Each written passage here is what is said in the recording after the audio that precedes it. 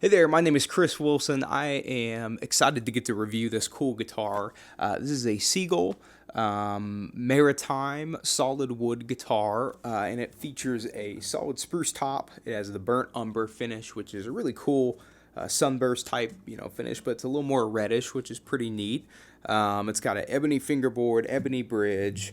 It has the Seagull or Godin onboard tuner and electronics, which sound pretty good. It's a good system in there. And then it also has solid mahogany back and sides there. The mic might be in the way a little bit, but solid mahogany back and sides. No layment on this guitar. Mahogany neck. It's got the Seagull tuners, which are really nice. Gold tuners there with the butterbean ivory type tuning buttons there, which are pretty cool.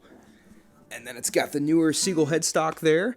And yeah, it's an all-around a really cool guitar. There wasn't many reviews online, so I wanted to go ahead and put this review out there, let you know kind of how it sounds. I'm using a Sennheiser MKE 600 microphone, which is a really nice microphone. So let me just play some chords and then a little bit of finger picking, and you can see how you like the sound of it.